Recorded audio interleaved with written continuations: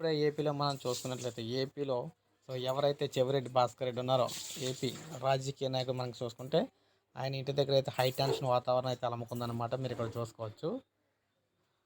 అది రంజి భూముల్లో ఆక్రమణలు తొలగింపు జేసీబీలను అడ్డుకున్న స్థానికులు, టీడీపీ నేతల రంగ ప్రవేశం, వారిని అదుపులోకి తీసుకున్న పోలీసులు, భూములను కొట్టేసేందుకే చెవిరెడ్డి కుట్ర, ఎమ్మెల్యేపై నిర్వాసితుల మండిపాటు.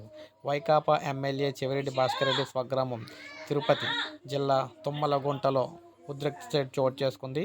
తుమ్మలగుంటలోని హది రామ్జీ మఠం భూముల్లో ఉన్న ఆక్రమించుకున్న వాటిని తొలగించేందుకు జేసీబీలతో భారీ సంఖ్యలో రెవెన్యూ అధికారులు, పోలీసులు మోహరించారు.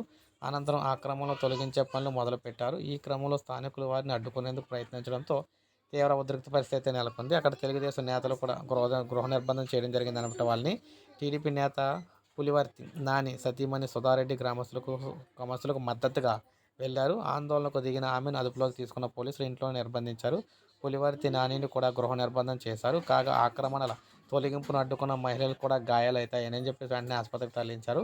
భూముల స్వాధీనానికే చెవిరెడ్డి అయితే కుట్ర పంతున్నారని, మఠం భూముల స్వాధీనానికి చెవిరెడ్డి యత్నిస్తున్నారని స్థానికులు ఆరోపిస్తున్నారు.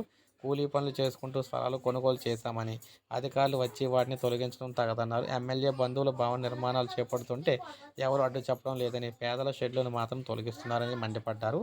ఈ విధంగా 22 ఎకరాలకు సంబంధించి చెవిరెడ్డి తన ఆధీనంలో ఉంచుకున్నారని, మఠం అధికారులు వాటిని వెంటనే స్వాధీనం పరచుకోవాలని కూడా డిమాండ్ అయితే చేయడం జరిగింది. ఈ విధంగా చూసుకున్నట్లయితే ఇక్కడ తిరుపతి ఎమ్మెల్యే వైకాపా ఎమ్మెల్యే చెవిరెడ్డి భాస్కర్ రెడ్డి అయితే ఇక్కడ ఆయన స్వగ్రామంలో తీవ్ర ఉద్రిక్త పరిస్థితి అయితే నెలకొందనమాట. ఇప్పుడే మనకు అప్డేట్ వచ్చింది. ఒక లైక్ చేయండి, సబ్స్క్రైబ్ చేసుకోకపోతే మన ఛానల్ సబ్స్క్రైబ్ చేసుకోండి.